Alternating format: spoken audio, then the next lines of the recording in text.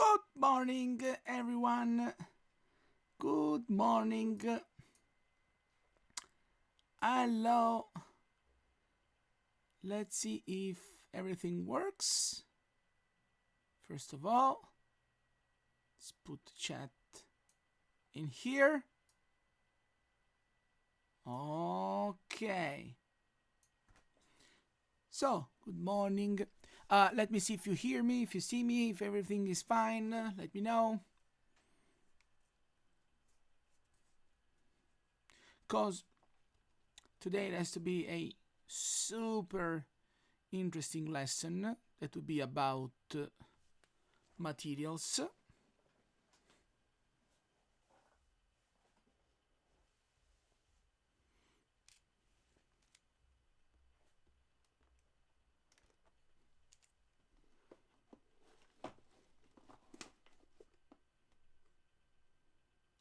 Awesome. Okay. Okay. So, first of all, as usual, before we start new topic, do you have any question, any doubt, any something that you want to ask me now, or not?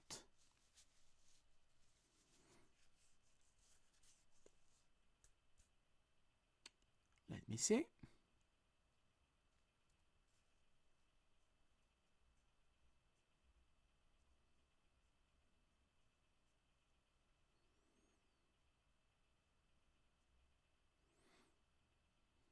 So that I see also.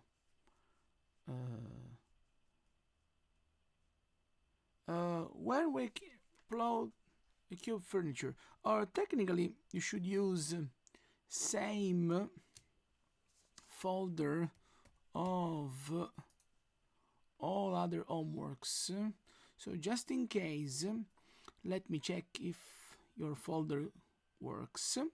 That was, so it is 3ds Wednesday 9 to 11. So it is this one. Let me check if yes. Okay, so the link is copied. The link is the same one that you have used in all of your previous, for all of your previous homeworks. So I will write it here into the chat, and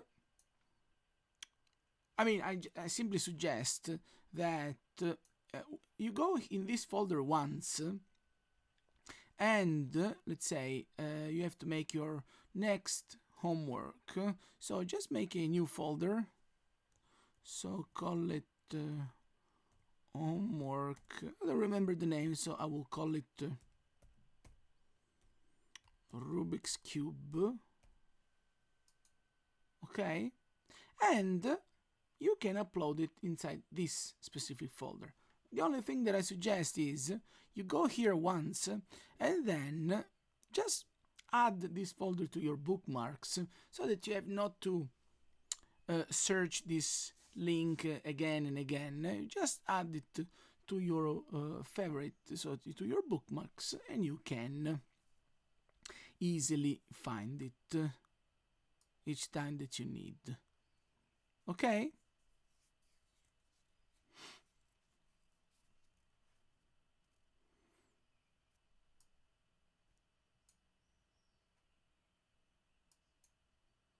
Something more?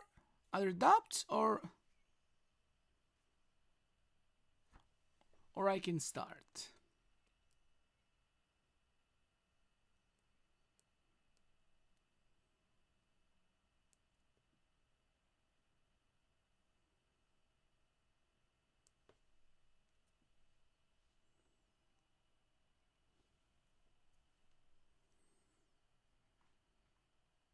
Okay, so today we have to see this. Today our main goal is to make our own materials. So, to make materials from scratch. And in making materials, we need to understand a couple of things there are. First of all, materials are influenced by render engine, and there are also some effects that we create into the material, but those effects will be visible only when we hit render. So today I will show you simply how to make your first render. There is not a art, just a button. But it is important because sometimes we may change things inside materials, and into the viewport nothing happens, and we need to understand why. Second, we will make our own custom material, and into the custom material we will explore certain functions, certain parameters, certain aspects of the material itself that will allow you to create more or less, I will say, whatever kind of material we want to do. Technically, there are 4 or 5 main aspects that we will see today about making and managing a material. That would be, we will see how to manage main color of a material, and we will check that this is a parameter that can be managed by being a color, so a continuous color, or this parameter will be available also, can be edited by using a picture. Then we will see a part of understanding the look of a material that is called reflection.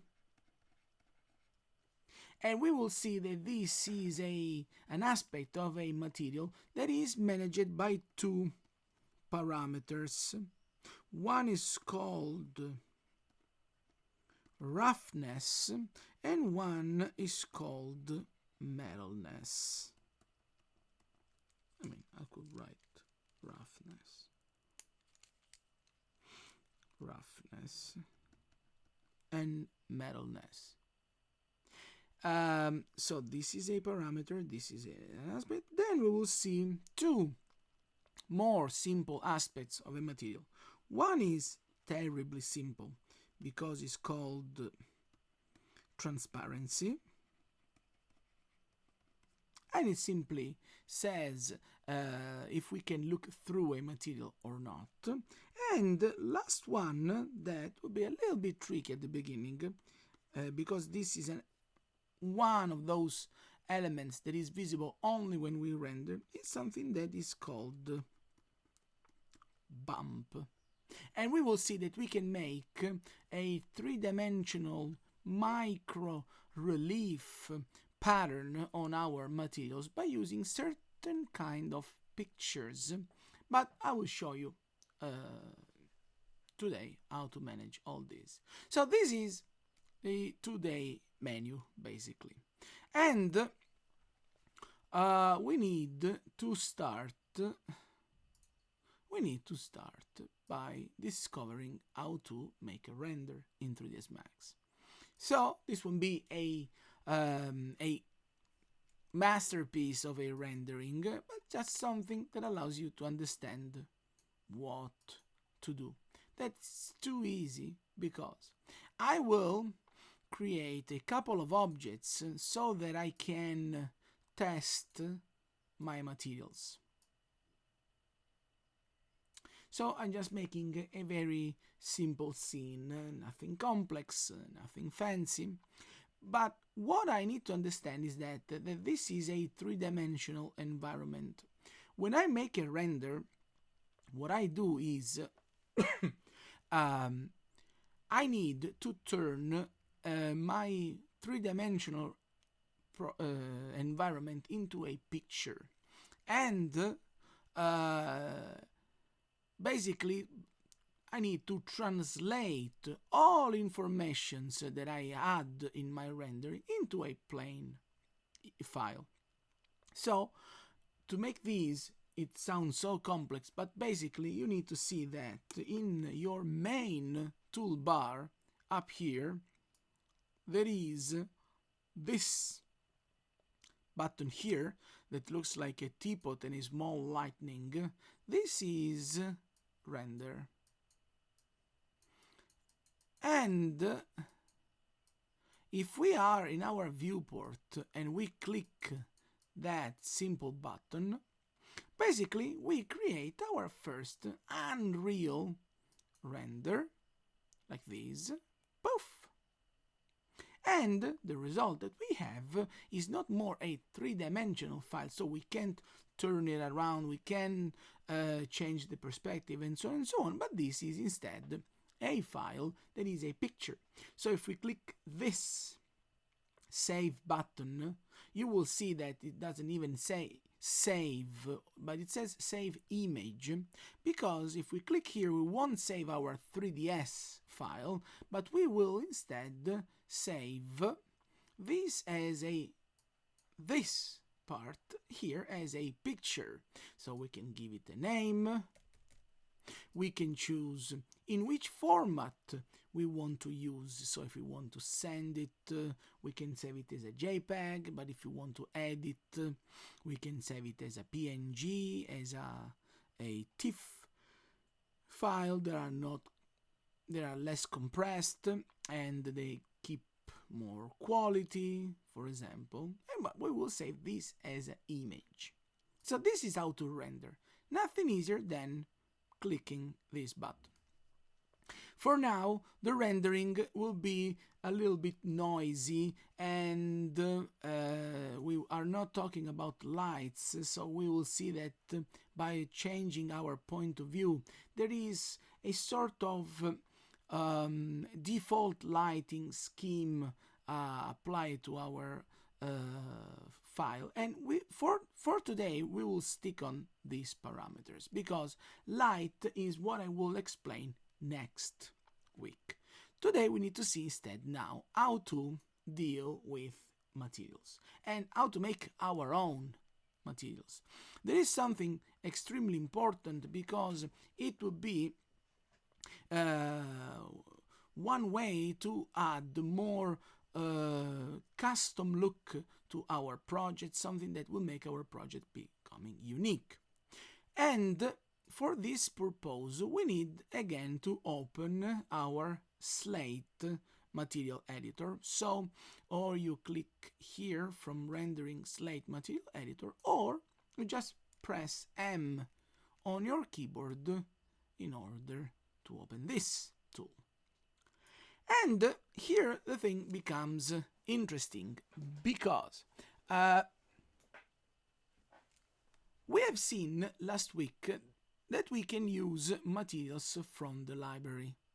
And what we want to do today instead is something slightly different. That is, instead of going all the way down to our material library, we need instead to remain in our material browser in this area here. This is why. Simply because making a material from scratch is a process that starts by dragging and dropping on inside our material editor one neutral starting material. And basically, even if there are all this available starting materials, they are all materials that are starting neutral, blank, without any specific set parameter and so on and so on. In order to avoid any kind of compatibility problem, or avoid the fact that some materials can look grayish and so on, I want to teach you a slightly more complex material to use, but it will be a material that will never give you issues. And the material that we are going to use to start making our own custom material will be only this one. The one that is called physical material. It is called physical simply because its simulation is physically correct. So reflections are like real reflections, like they work in reality, transparency the same, and so on and so on. So, first operation that we have to do will be, we will select this material. We have to drag and drop it in our material editor, and from there, we need to start customizing this material in order to make it looking like the thing that we want. So, just do this step. This is first step. When I want to make a new material, just drag and drop a physical material, boom, inside your material editor. And at the very beginning, this material, it is a little bit intimidating because it has so many parameters written here. And also, what we need to do is we need to understand that when we drag and drop a material, these are parameters that can be managed by using a picture that is simply said is called a map.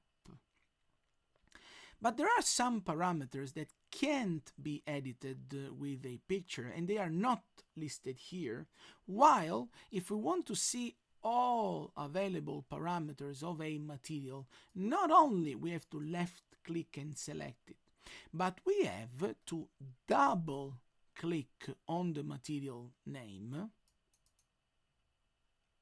And when we double click on our material, we can see that it is highlighted with a dashed boundary. And this particular information says that parameters that are listed here in our parameter tab are specifically for this selected material. And in here we will find all parameters, just let me scroll it a little bit like this, but we will find all parameters that I have said at the beginning. So in here we can see the parameter that is called base color. We will see the area that is about reflections, and I said that is managed by roughness and metalness. Then we have transparency, and then we have bump in here. So even if there are more parameters, there are a lot of parameters, at least with these 4 elements, we will be able to create a huge variety of different materials. But let me show you how in general material works. That is this. The material has a very precise symbol and look in here. You can see that there are dots on the left, and there is just one big dot on the right of our material. The way that this thing works is very simple, and it is this. The dot on the right is the one that you have to link to your object. So the dot on the right is like having a plug, like having a cable, and this is called the output, basically. This link, these plugs in here, so these dots on the left side, those are like outlets that you can find into the wall, no? If you have a electrical cable.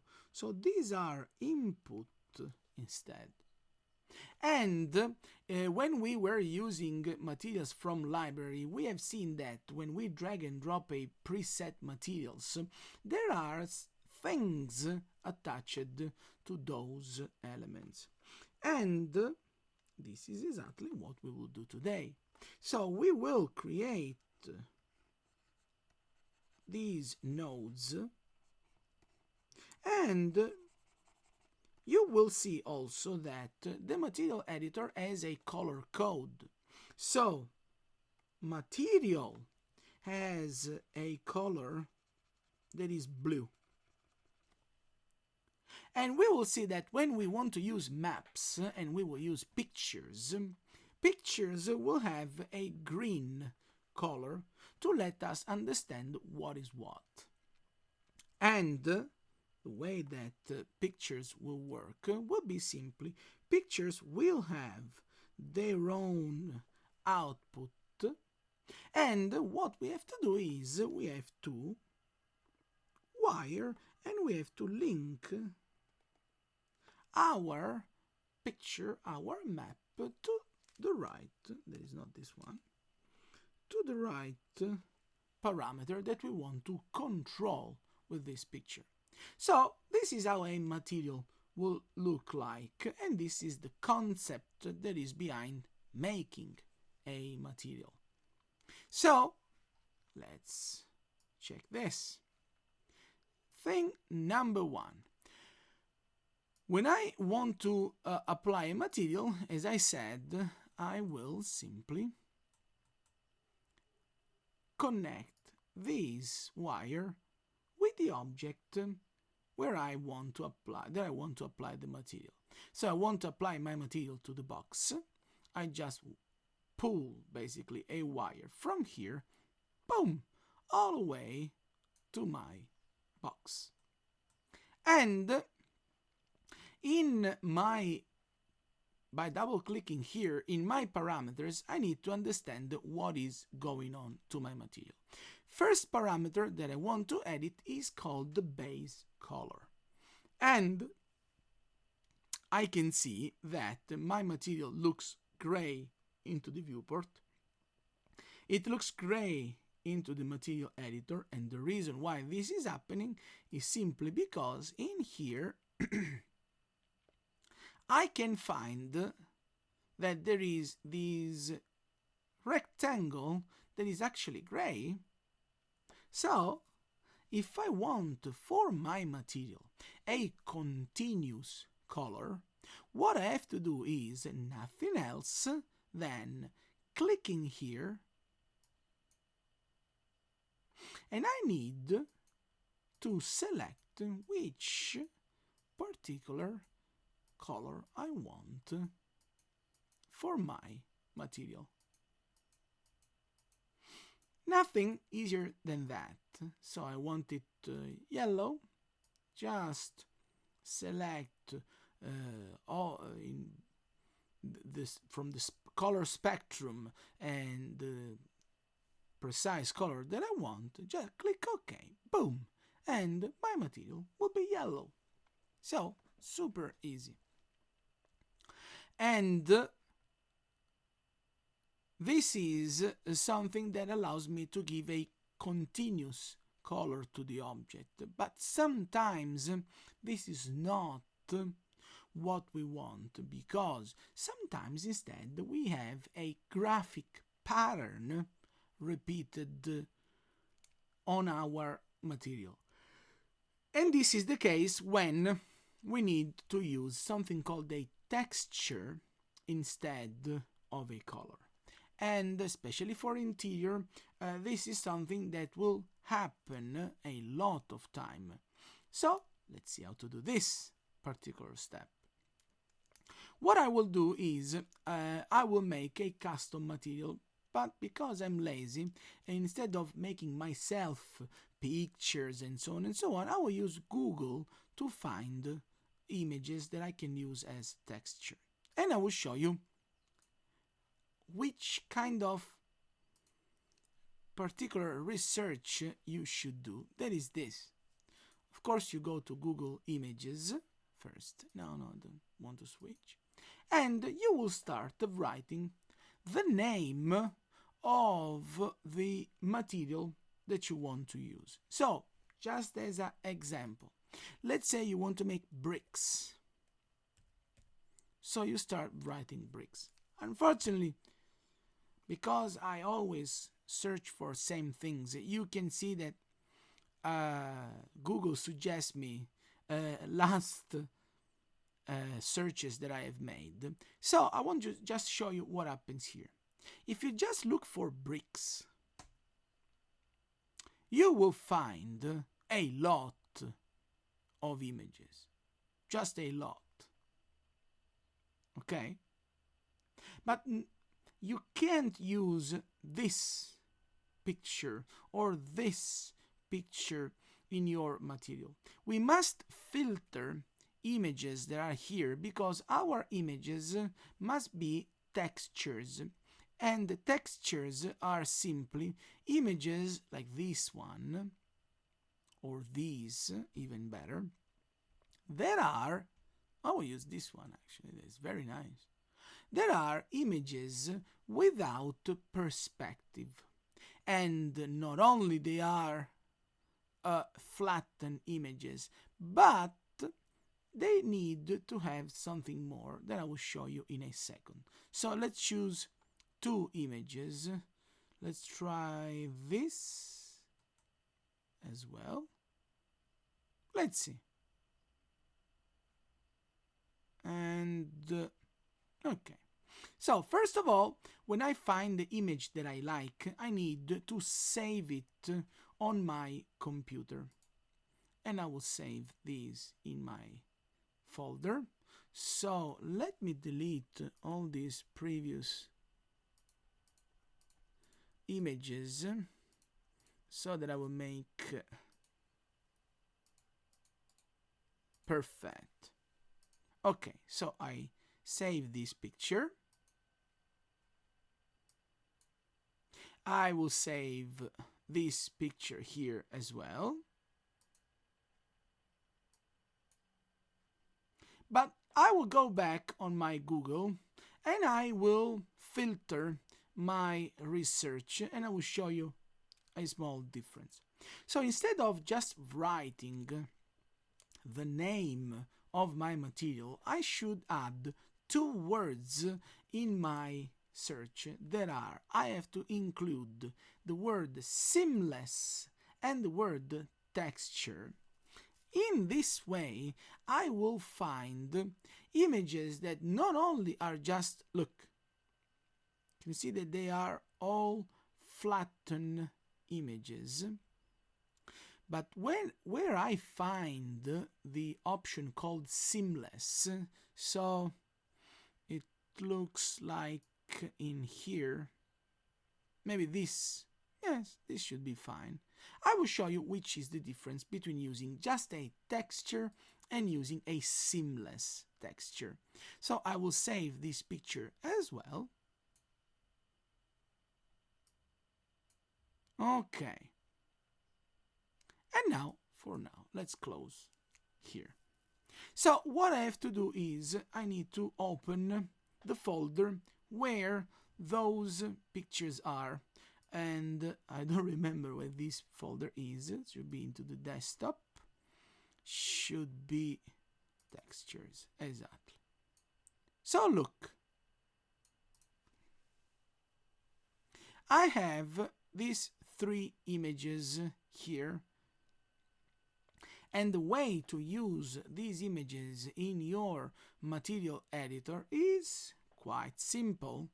And it simply works like this. I have to open the folder where my images are, and I have to drag and drop the picture into my material editor, so that I will start having this kind of elements in my material editor. I have, as I said, my blue material and my green picture. It is also written bitmap, so this is a nerdy way to say that this is an image. And now let's check this. I have to do a few simple steps that are, first of all, I need to realize that this picture is going to change my base color. So when I see all these parameters here, I need simply to make a connection from the picture itself to the right parameter that is called base color map. So I have to drag a wire from here, moving my mouse there, and then release my left button. Once that you do this, you will see not only that you have made the wire, but even the preview into the material editor will change. But if we want to have also the preview visible in our viewport, because right now this is remaining yellow, like we did for our library materials, we have to select the material and we have to check the preview button up here.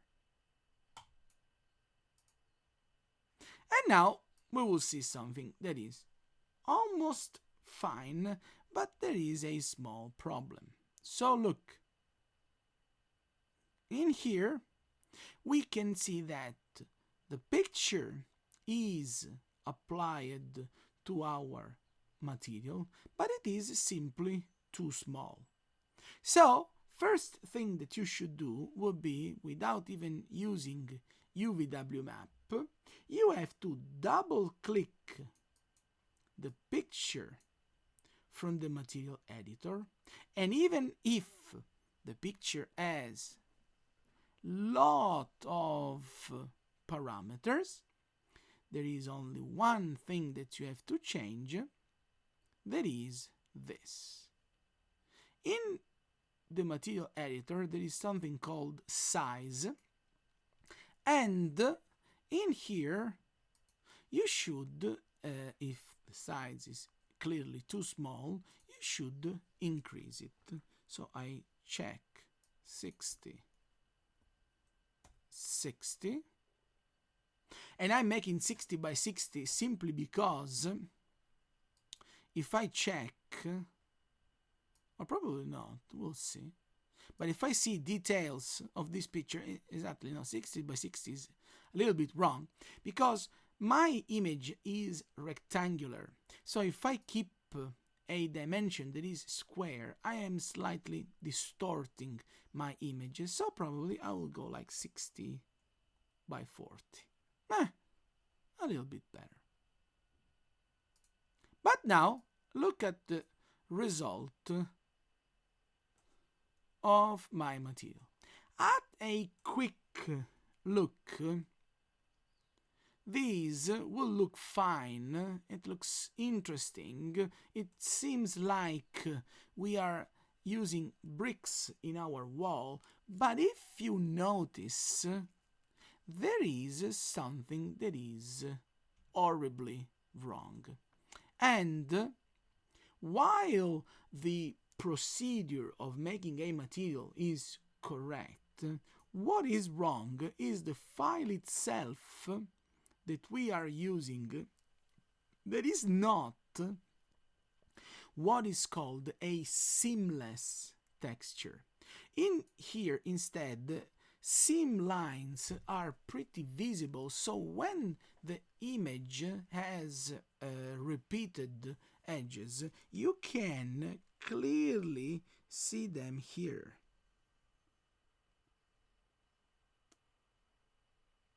You can even see these, and you can see the other seam line in here. We are not viewing anything on this side simply because probably picture is bigger, okay? But you can clearly see these lines where image is repeated. And this makes our final result horrible, wrong, fake. It is terrible in here. So this picture was almost fine, or it is fine if we want to just use it in a small area of our project, so where the image is repeated once and we don't see any other scenes, because if not, this image is not good in terms of seamless. But let's see, I saw that I also repeat the process. Let's see if I use this image, the one that I have downloaded while I have written seamless texture. So I will just repeat the process. That is, I open the folder where I have my textures, I drag and drop the image in my material editor, I select the one that I don't like, and I hit the delete key on my keyboard. Because I've removed the picture, the color goes back to base color, that is yellow. No problems. So I connect this new picture with my base color map parameter, and the only thing that I have to adjust is, again, just the size of the picture itself. So I double click on the material and I just make it bigger. Even here I need to see that the image is rectangular, so I will start by trying, let's say, 80 by 60. Maybe it's a little bit too big, so again 60 by 40. Boom! And look at this texture. That is a real seamless texture. So in here the image is well made, and we can't really see where one repetition of our image starts and where it ends, because the transition between one repetition and another happens seamlessly. Using size into the material editor is just a way to have a quick, precise information in how big our material will be into real dimensions, and I will make another example in a second. But even if we change the size, just remember that even if this is our own custom materials, we can still use the UVW map modifier that we have seen last week, making it box, to change the gizmo. So even if this is a custom material, I mean, it's the same, we can still move it. We can still change these. So look how precise now the corner, because if I put the gap in here, this would be terribly fake for a brick wall. So I have to do this, for example. Very nice. I have to move the material up so that it finishes with an entire brick. I can still scale my material. Okay, so even if this is a custom material, I can still use my UVW map, and I can do whatever I want with my UVW. So just a little bit above. so sorry, below. Here. Perfect. Like this. Okay. And this is if you use a seamless texture, and it will look great, I will say.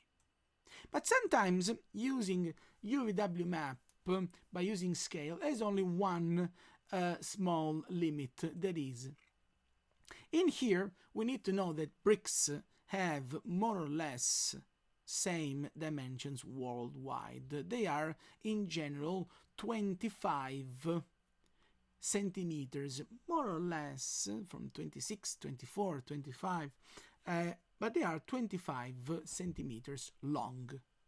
So sometimes using the UVW map and scale will be an approximation of the size that we want. So check this. If instead of bricks, let's say I want tiles, and which one? Something a little bit more interesting. This is too complex. Something that is really seamless, but probably this one, but it's a little bit too dark. So, I mean, this one. Oh, Pinterest, no, this one. This is not seamless. This one. This one. Okay. So I will save this image. And because the name makes no sense, I will just call it tiles. I can see here from this little box that this is 800 pixels by 800 pixels. So it means that this is a square texture, and I need to keep it in mind when I will change dimensions, but then see the magic. I go back to my 3ds Max.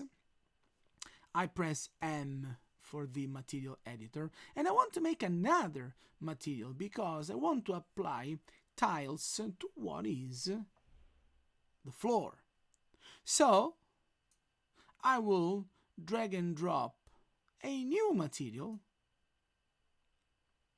and I will and this is the material that I will apply to the floor. I will repeat same process. So I drag and drop the picture that I want to use as tile, and then what I have to do is I have to connect this picture with the base color of my new material. I have to select the material. I have to click show the preview. I will apply my material now, and I will see that my material will have those tiles, but again, my tiles will be incredibly small. Okay, just too small. So I have to adjust the size of my map, but which is right value that I have to do, because when I double click on the map in here I could technically write whatever, but in reality that's not 100% true, because if we want we can be unbelievably precise. And look, if I open the picture, I need to make a very simple calculation. That is this.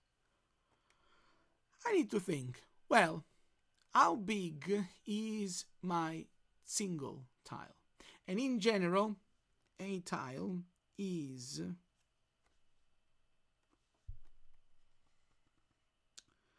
30 centimeters by 30 centimeters. So what I can also see is that this is an image that contains two tiles left to right, two tiles up and down. So in reality, this is an image that in centimeters will be 60 centimeters large, and that will be 60 centimeters tall. And this comes by understanding which kind of real material I'm using. So these are values that I have to write in my material editor.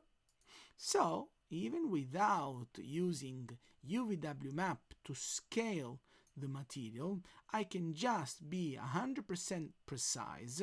So I double click on the picture, I write real size that is 60 by 60 centimeter.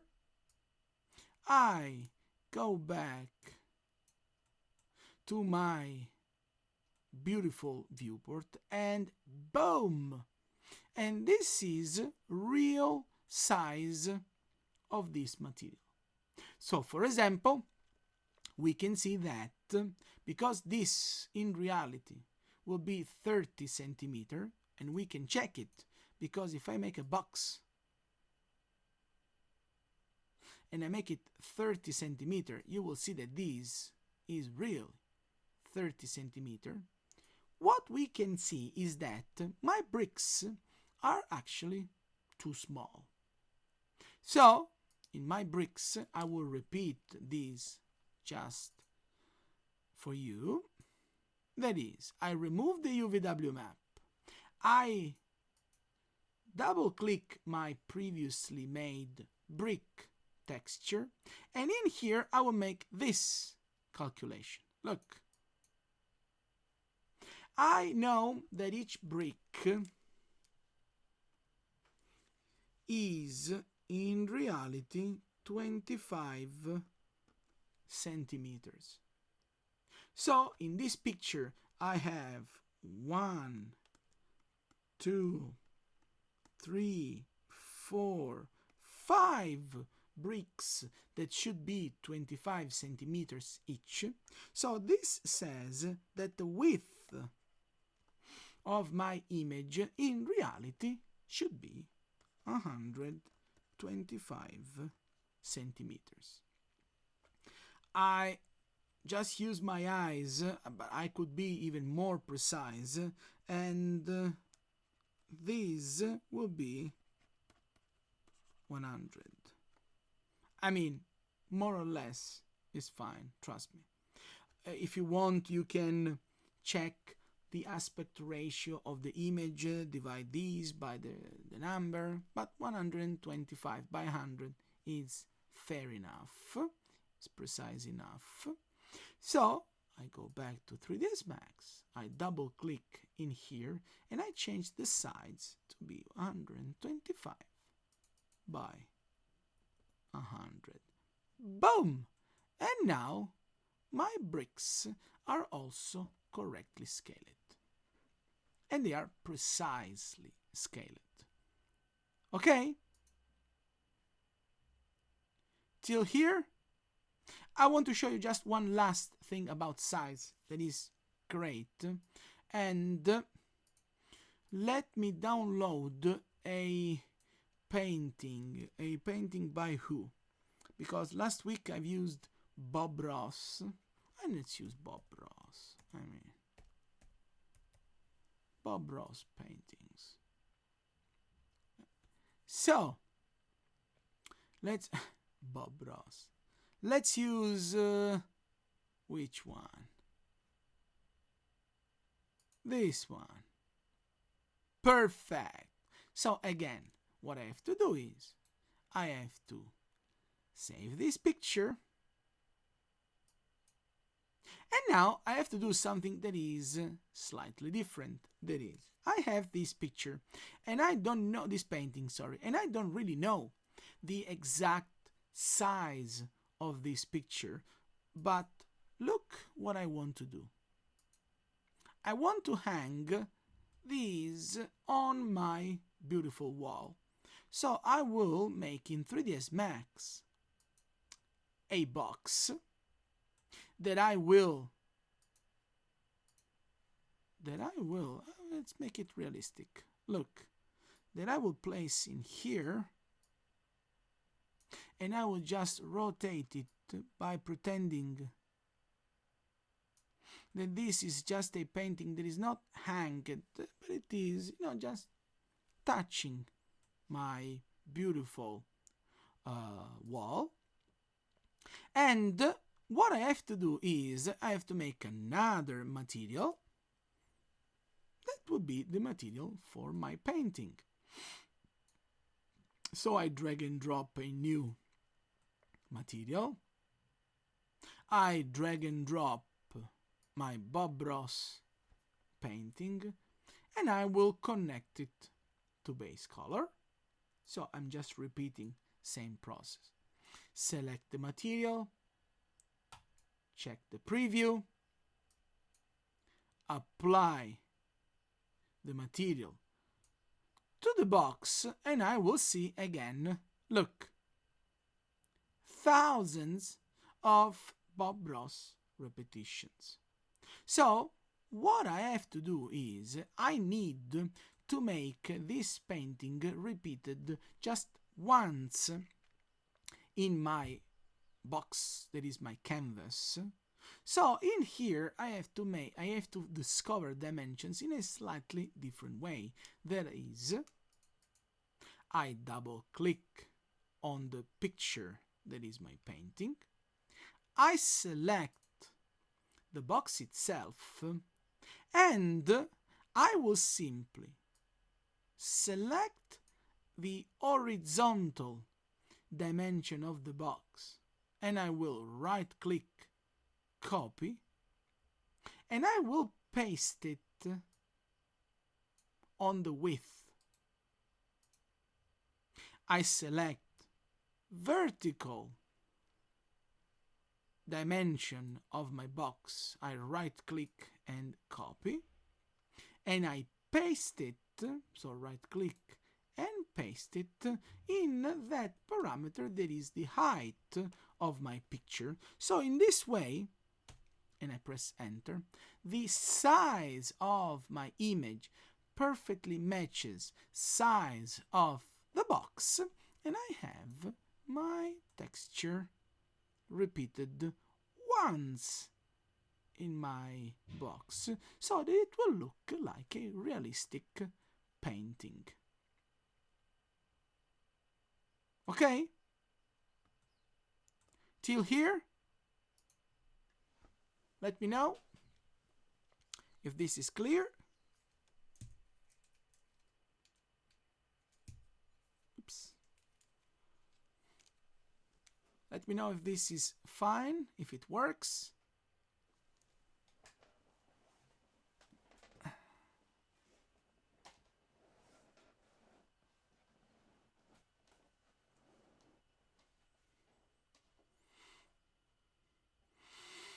Perfect! I'm so happy about this. So we can continue. And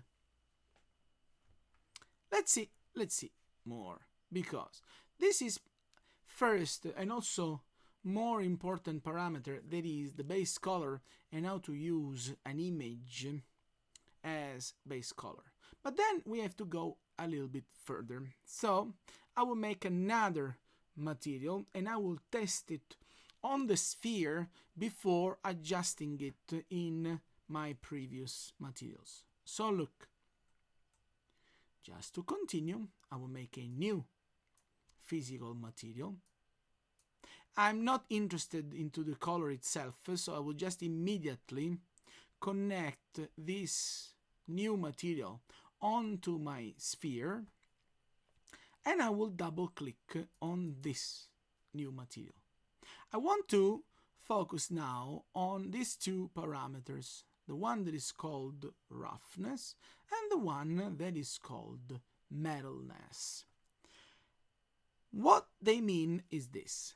Roughness in general means if an object is glossy or not. So when roughness is 0, it happens that my material is perfectly glossy and it will highly reflect the environment that is all over my object. So in order to show you this, I will also put a couple of other objects here, and there is a problem. This is one of those parameters that are not visible into viewport. So having a material that is glossy will just give you these small visible highlights into the viewport, but I need to render to see exactly how the reflection behavior will be. So I have to click render. Maybe from another point of view, because from here image is a little bit too bright. So let's check it from here. A little bit better. And we can see this. We can see something interesting into the sphere. And even if it is a little bit noisy, we can see that this object here is barely visible into the sphere, while these objects here are more visible reflected into the sphere. And this is weird, but not as weird as you may think, because in reality there are two reflection behaviors. One is called metallic reflection, one is called non-metallic reflection. Non-metallic reflection is the reflection behavior that is in many materials, and that basically depends on the angle between your eyes and the material itself. What it means? For example, plastic has a non-metallic behavior. So what it means is this. It means that if you have this box and you have an obstacle in front of the box, if your eye is here and you have this viewing angle that is perpendicular to the surface, believe it or not, you will never ever see this object reflected on the plastic face. But if you change your point of view, so if you place yourself here and you look the plastic with this angle, so you are almost parallel this time to the object, believe it or not, you will start viewing a perfect reflection of this object on the face of the plastic. Glass has non-metallic reflection. So if you have a window and you look directly through the window, you see exactly what is behind the window. Or even if you have prescription lenses, if you have goggles, you have them perpendicular to your viewing direction and you don't see any reflection. But if you change the angle of view, and you will start viewing reflections on those surfaces. This is a parameter that is called metalness. And what metalness does is, when metalness is low or 0, and you can find metalness down here, your object is glossy, but if metalness is 0, it has a non-metallic behavior. But if you want to keep your object reflective, you will keep roughness 0. But if you want, look, instead of gray plastic, if you want to make gray chrome, let's say, so a material that is highly reflective, you will start increasing this parameter. You can exaggerate, you can go till 1, that is the maximum, and if this is 1, basically your material will be glossy because you are using roughness 0. So it is a perfectly polished, glossy, reflective material. Metalness 1 will be that your object will work if you render, so check the difference, but it will work like a perfect mirror. So no matter which viewing angle you use, from whatever point of view, your object will be highly reflective. And this particular combination, there are two extremes, so fully glossy, fully metal, will make your object acting, that is not metal in terms of steel, but this is metalness, is a behavior, a physical behavior. But these two parameters together will make your object acting like a perfect mirror. By adjusting and by mixing these two parameters, you can have a lot of different combination.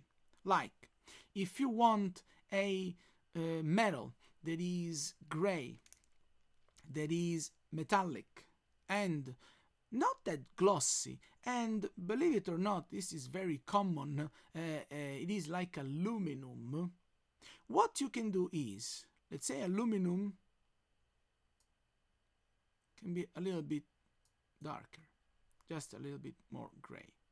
But it is a metal, but it's not as reflective as a mirror, so I will decrease this a little bit, but by still keeping it on the high side, so let's say 0.8. But aluminum in general is not glossy at all. It is pretty rough into its surface, so instead of having 0 as roughness, I will use something like 0.7, so extremely rough, so a lot less glossy and more on the matte side. I render, and I will start having the look of aluminum metal rather than mirror. Okay? Or I can have like roughness, maybe 0.6. That's okay. And this would be like aluminum. But if I want to have instead colored plastic, no, plastic is not metallic at all.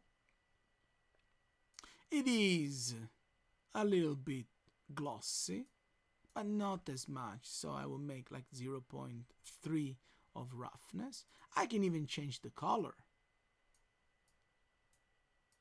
So if this would be like red plastic. And I have a little bit of reflections that will be more visible where the surface is parallel to my point of view, and it will be less visible where the surface is, perpendicular to my point of view, and they will be more visible where the direction is parallel, less visible where direction is perpendicular. And I will make plastic material. But if I want to make like a painting, look, my painting right now, if I render, is glossy as well. And this is 100% fake. So I go to my material editor, I select my Bob Ross material, And for example, for a painting, for bricks, for wall paint, for unfinished wood, for rocks, and so on and so on, I will just make roughness 1. Roughness 1 means the material is so rough that basically is matte, and it has no reflections at all, no matter from where my point of view is. So we'll just make it matte, I render, and boom! My painting will be matte.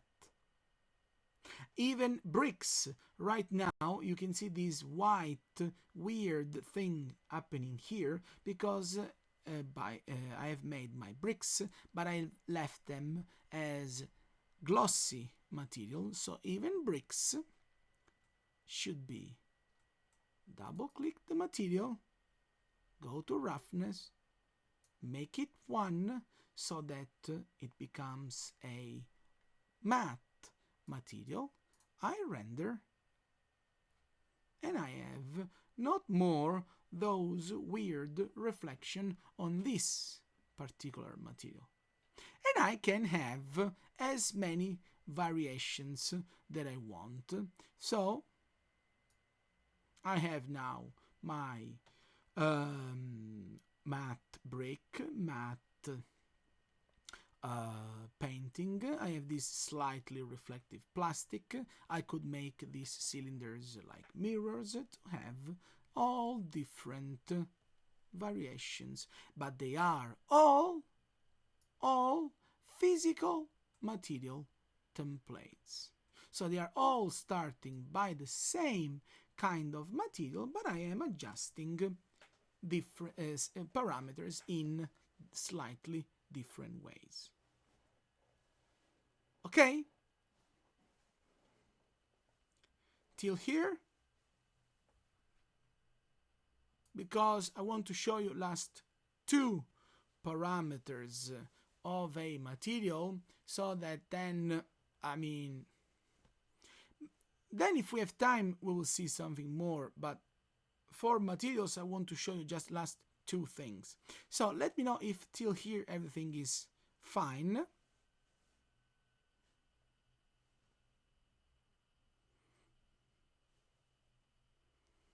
So that we can move on to last 2 parameters.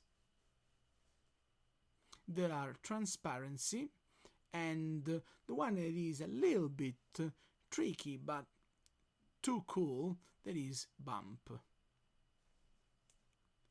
Great! Awesome! So everything is fine, so let's see this. Transparency is my next parameter, and transparency is something, it's just a number, technically, and it has only one interesting aspect. That is, transparency is a physically correct parameter, and according to this information, what we have to understand is that the transparency behavior itself will be slightly different if we make objects in a certain way or another. What it means? Look, I will make this 2 very similar box.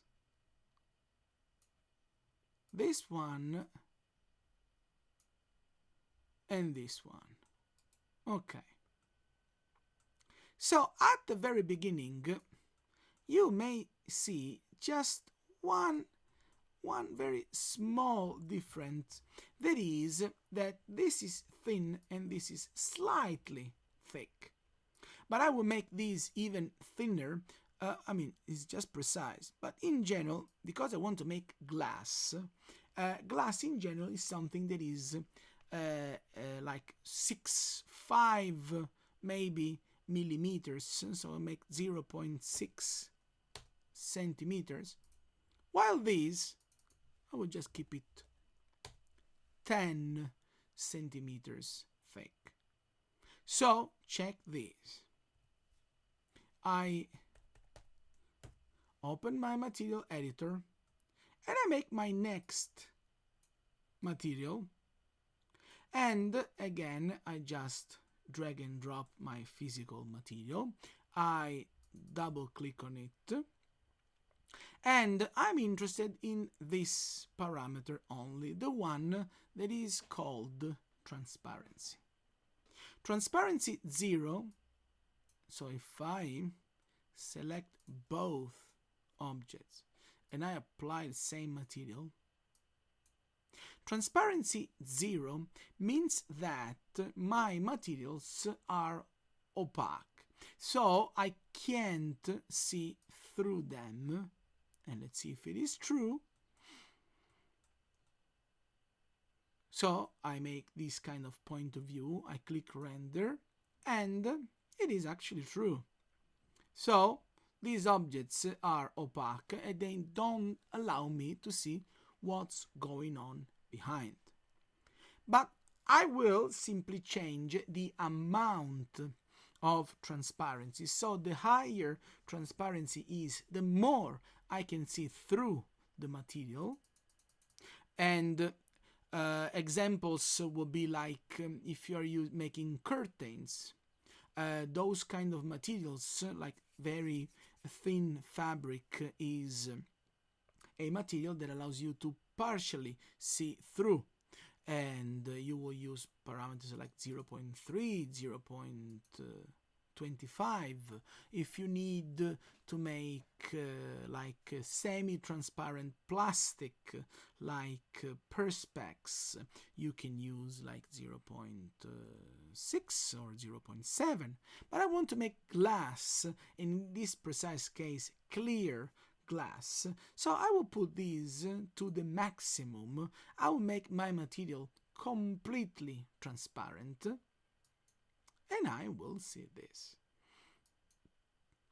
In my viewport, everything looks fine because I see this preview of transparency, and it looks like my boxes are having same behavior. So I can see the sphere behind this one, I can see the wall behind this one, but then we need to understand what happens if we render.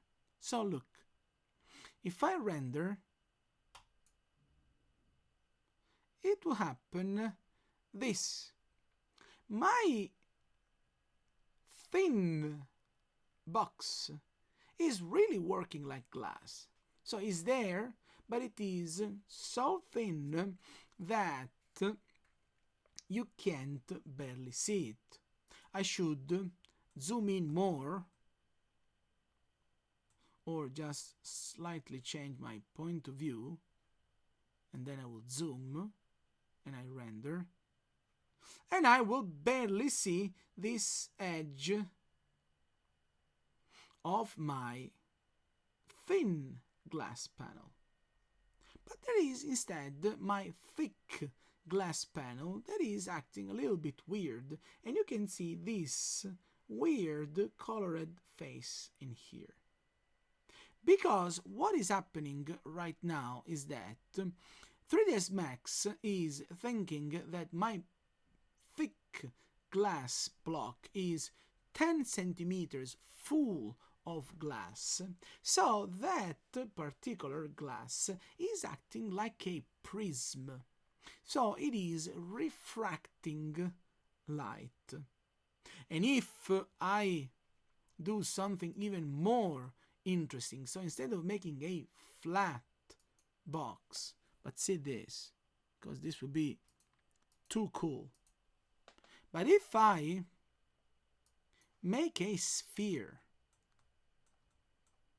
let's make it here, and I squeeze it like this, very nice, and I move it here, and you can see that this is a solid object. If I apply that glass to this super chunky piece and I render, you will see that these will really work like a magnifier lens. So it has this weird bubbling refraction of light that will distort what is behind my glass. That is actually too cool. Look. See here. You can see all these weird things happening in my sphere because 3ds Max thinks that this is a full piece of glass, so it really acts like a lens that you can find in the front of the cameras, in glasses and stuff like this. So the only recommendation when you use transparency is that if an object is really made like, like the sphere of the wizard, the one that he uses to predict the future, so then yes, you must make it a solid object.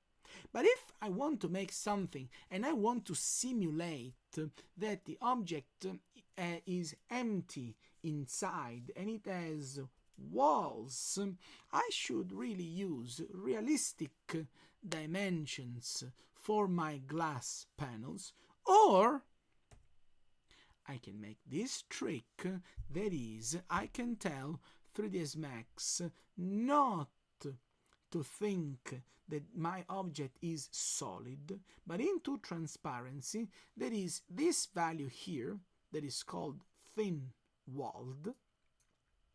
And if I enable these, 3ds Max will think that faces of my object are thin piece of glass, and if I render, it will look like the object is hollow inside. Okay? And it will work like an empty glass bottle rather than an object that is full of glass inside. Okay? And this is, a very cheap trick, but it really makes the difference. And if this is fine, we can jump to last aspect of making a custom material, that is bump. And in the meantime that I wait feedback to know if transparency was clear, I'm just making another sphere to show you the bump. So, till here, is everything fine?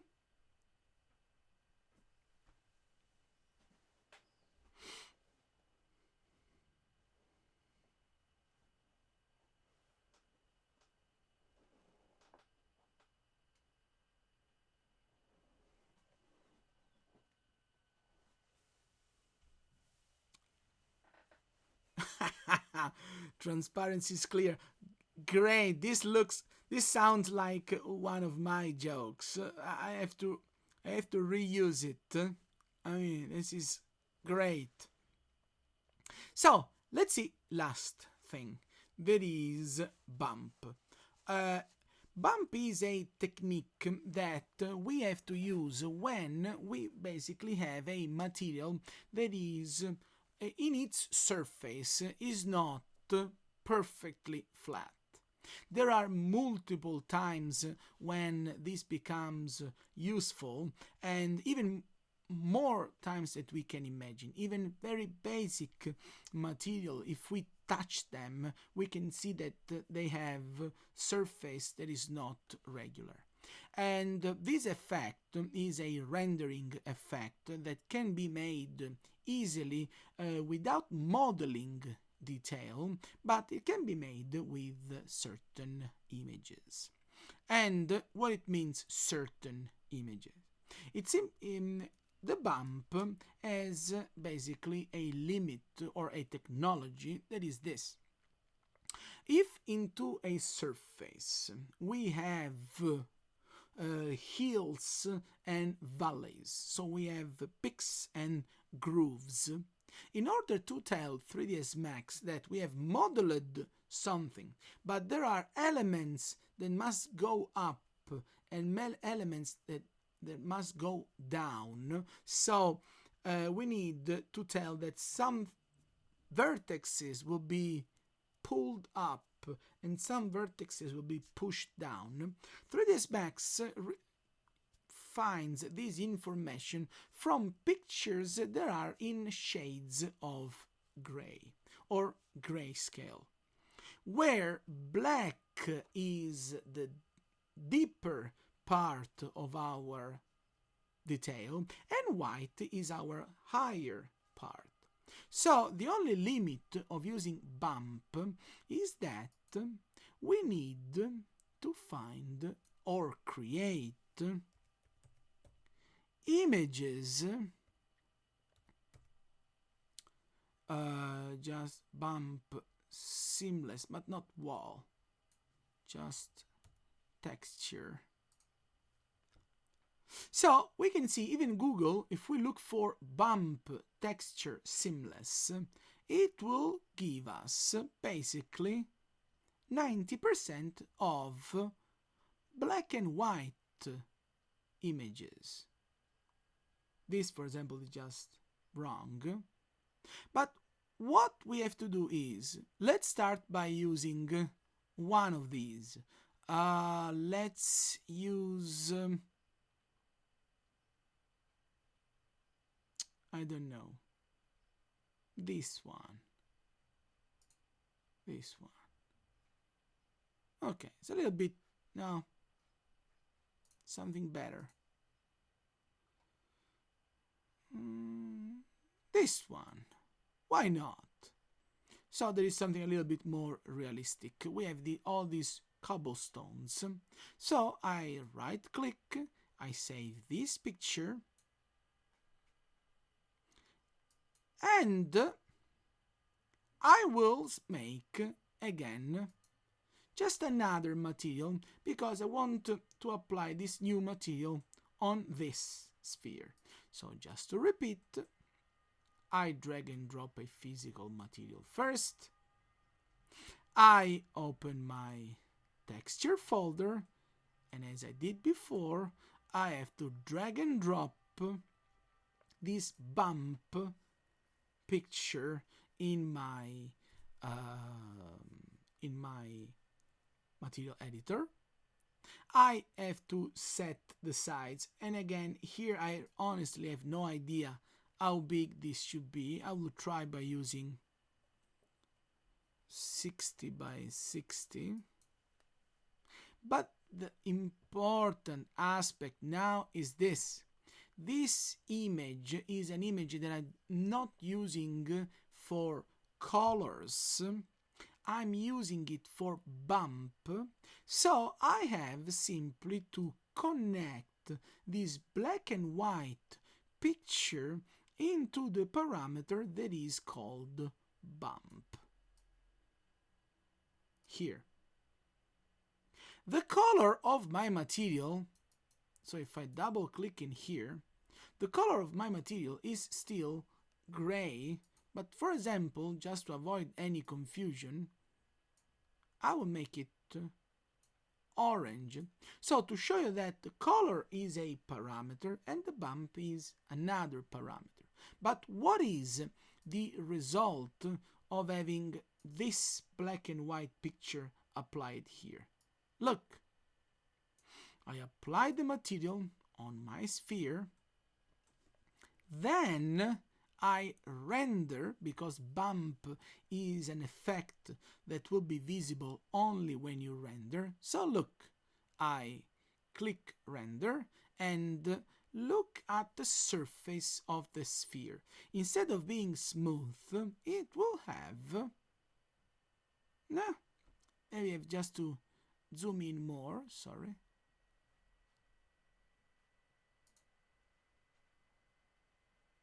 Ooh, look at that.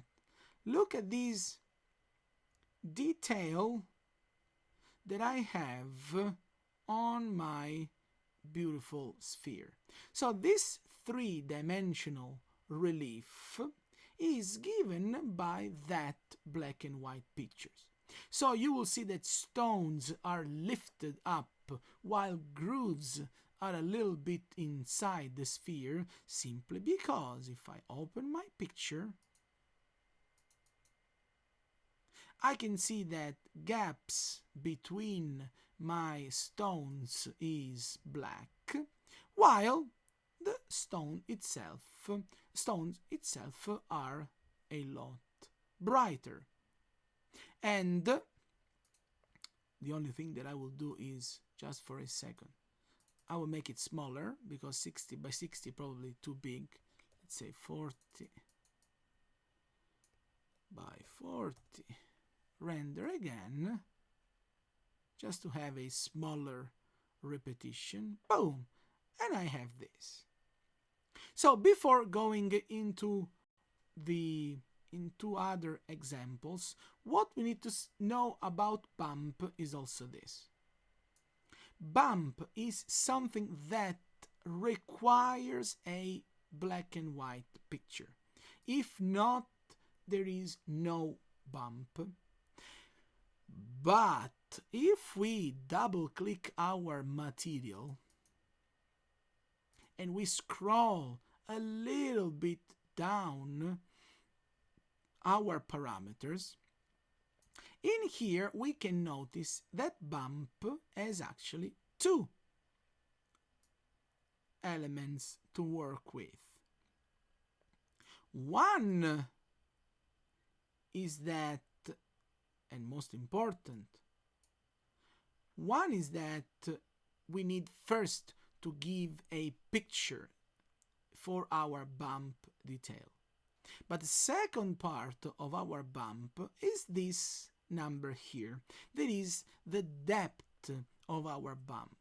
So if we see that this detail is not that deep as we want, but it is very subtle and more than cobblestones, this is looking like the orange peel look. What we can do is, if we want a deeper effect, we can simply increase the bump map value. Let's say from 0.3 I will go to 1, and if I render again, okay, so let's see if we can make this. I can have like the before and after. This is before, but if I render again with the bump amount set to 1, now also the material is reflective, so you're seeing reflections, but you can see that now the bump amount is a lot deeper than before. Okay? And bump is also completely independent by the color. So we can have a picture for the bump and we can have another picture for the color. In general, this is not happening. In general, in reality, bump is something that comes from the color map. So, just one quick question is, do you know a little bit of using Photoshop or not? Because this is last thing that I want to show you today. That is, I want to show you this great interaction between Photoshop and 3ds Max, and I will first want to show you this with the bump map. That is something that is just unreal. So, question, very important question. Do you know how to use a little bit of Photoshop or not?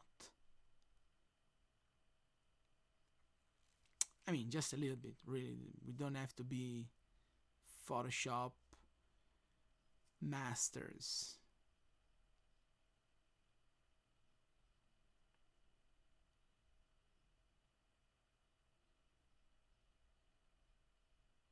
Just a little bit of Photoshop. Little bit. Oh, that's great. No idea how to use Photoshop. This is something that makes me really happy. No. No. Exactly, but this is the right attitude, but we are here to learn. So see this. First of all, open Photoshop and be so nice to at least not asking me like someone did, because I have bought Photoshop. This is 100% legal, and I have my students, I have my educational license in here. And a student instead asked me, even into the chat, like, Marco, where I can find a cracked version of Photoshop? I mean, no. I'm not here. I'm not a crack dealer. So if you want Photoshop, find it or buy it by yourself. But at least you can use it as a trial version, and everywhere, if you Google, you can find it if you don't want to spend a penny. Anyway, let's see what I want to show you. Look, I have Photoshop in here, and I want to show you two different techniques. Technique number one is this. I drag and drop my cobblestone file. I will just save as, because I want to keep this one for the bump, but I want to create a copy of these. So I will make cobblestone, but I will call it cobblestone color. And what I will do is I will start, let's say, using paint. We want to make it realistic, so I will go to this kind of grayish color. I will make by clicking here, I will make a new layer, and I will start painting. So let's paint it, and I will start painting. This is a little bit too bright, so flow, flow, it's okay. Opacity, very high. So I can start painting here and there. Then I will change the color. In general, in Photoshop, you should have you can create a color palette. I mean, well, no, just nothing serious. I'm just making certain areas, certain stones with this kind of beige color. Then I will make a slightly darker one, and I will paint other areas.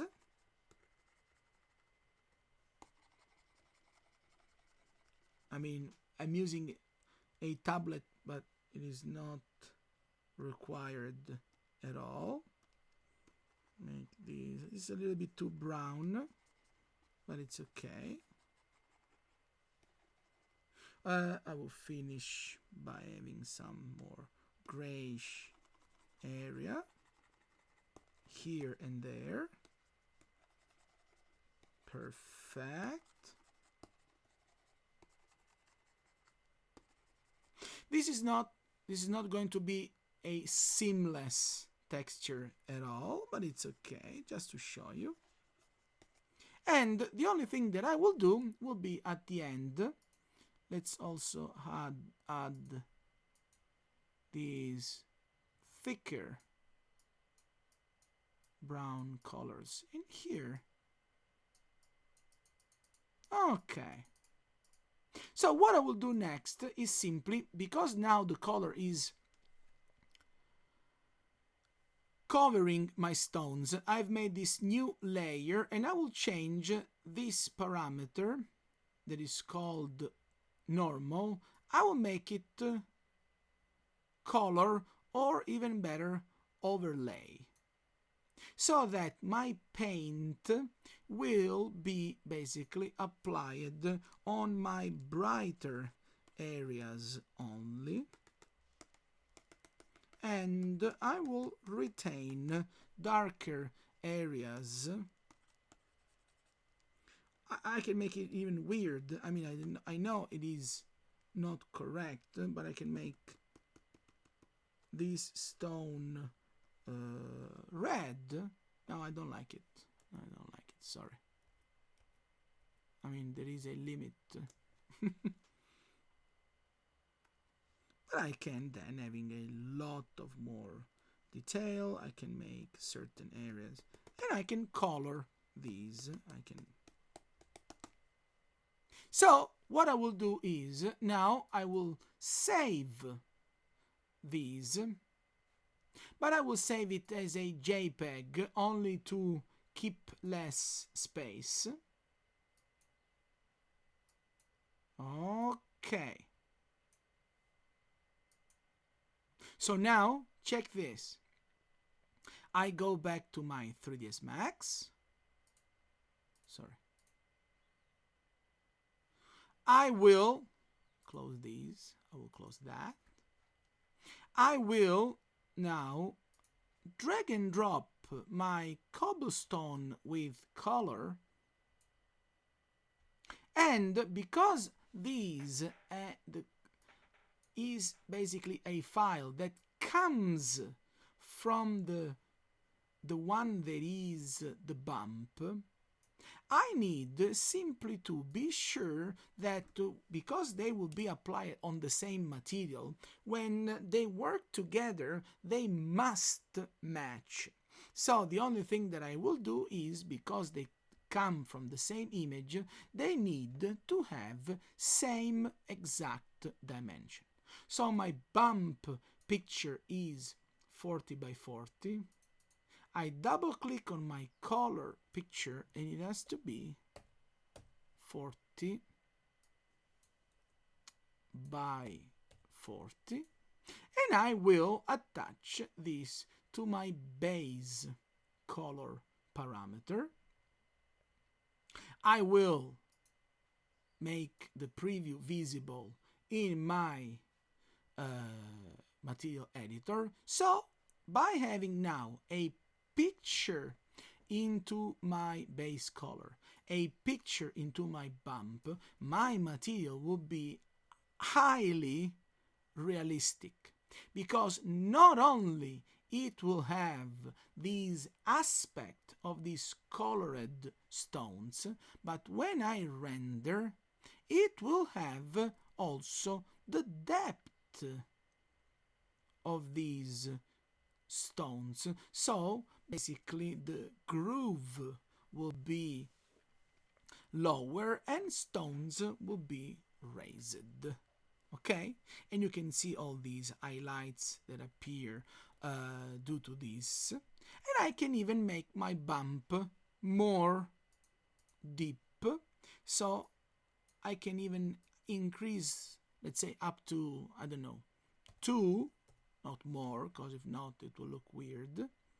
But I render again, and I will have my hyper realistic material created on my sphere. Okay? Till here?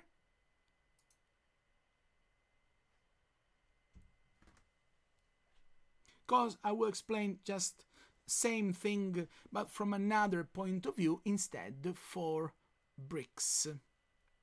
So, see, same problem I have with my brick wall. because right now my brick wall is just a flat wall with this picture stick here. So what I have to do, great, what I have to do will be this.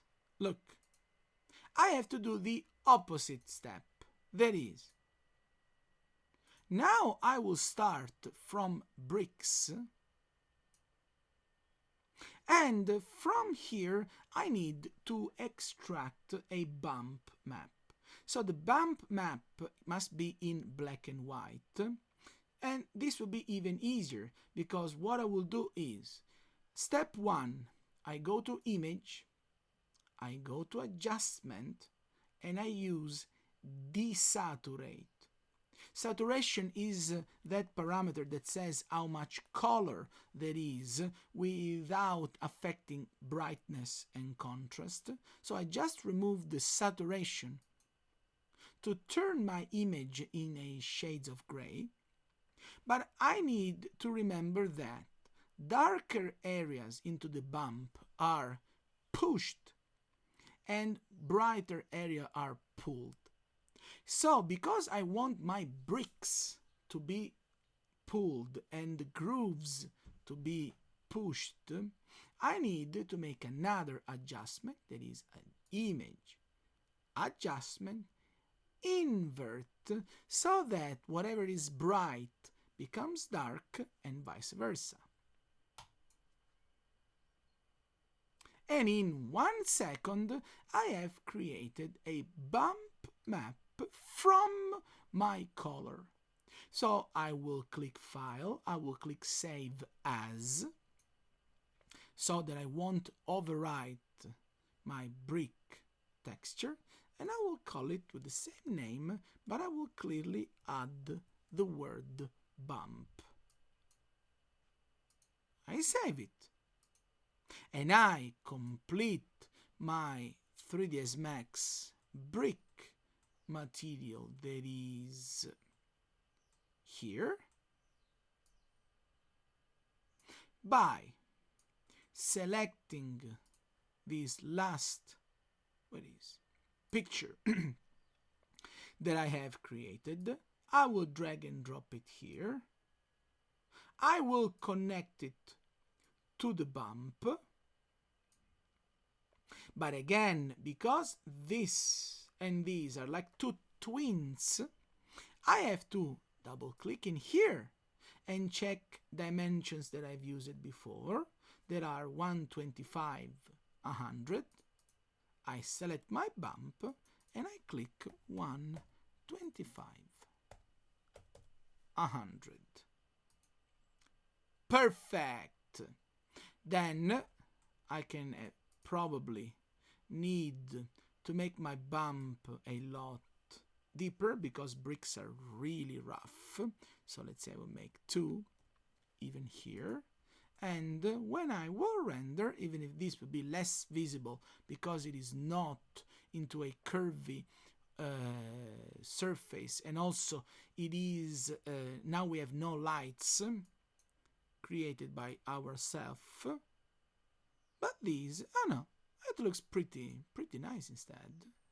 So let me zoom in a bit more. But when I render, you will see that it is clearly visible that bricks are a little bit in front and they have this visible depth that makes the wall looking a lot more precise and realistic. Okay? So, technically, 4 materials. This is enough. I encourage you to try using Photoshop as well. Also, this week you won't have any homework, so that you can work on your final, make practice with materials, make experiments, and why not? It can be also the chance to try using Photoshop. If you don't want to use Photoshop, by the way, I'm using Photoshop just because I have it, but there is an option. It is called GIMP and should be by going to gimp.org, and you can download it directly from here. GIMP is basically, let's see if we have an image. Let's see if we have an image of the interface. Exactly. GIMP is basically a clone of Photoshop. I just want to show you the user interface. So GIMP UI. Exactly. So this is what GIMP looks like. It is just a Photoshop software that is open source, but most important, it is 100% for free. And it does exact same things. Okay? So if you don't want to invest in a editing software, you can just use GIMP by downloading it from gimp.org, and you can manipulate pictures as you want. And you can make all these kind of experiments. Okay? Or in the meantime, just to show you another thing, I can even make my own bump texture. For example, I will do this because it is too relaxing. Let's say I will put a guide in here, a guide there, so that I know where I'm painting. And what I will do is I will paint something a little, I want it a little bit small, a little bit harder. Yes. And I will do this.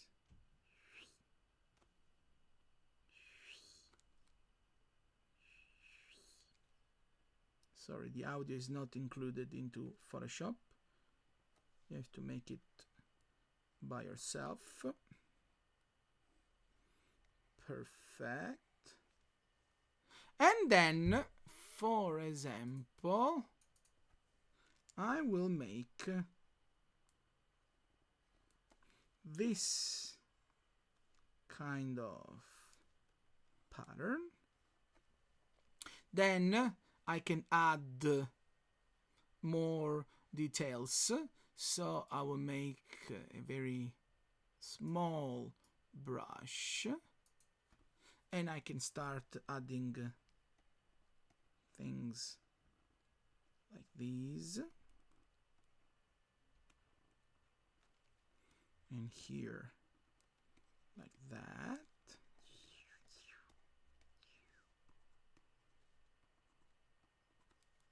But basically, I am painting black on white. I can use gray as well. Gray. And I can add other details in here. I mean, I save my image and I call it weird. Awesome. I use this into 3ds Max. So for example, I make a new material. I drag and drop this picture into the bump, and I can make it like, this is like a tile, so 30 by 30. And I will apply this material to this red sphere. So I will change the material itself. I will probably make my bump a little bit deeper, like 0.9. But if I render, I will see my custom pattern applied there. Maybe I want more repetitions. So I double click and I make it 10 by 10. Why not? Render. And I will have my custom made pattern as bump map. Okay? Because this is everything for today. So, you have no homeworks. Try these techniques. If you want, try to use Photoshop. If not, try to use GIMP to make these things. And we will see next week, Wednesday, and I will show you how to use lights and how to import 3D objects in your projects. Okay?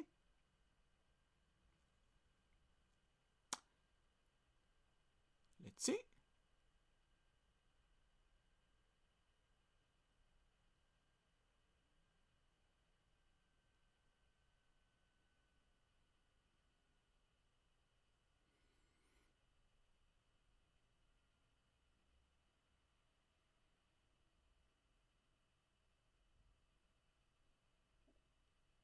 Perfect! It has been a pleasure.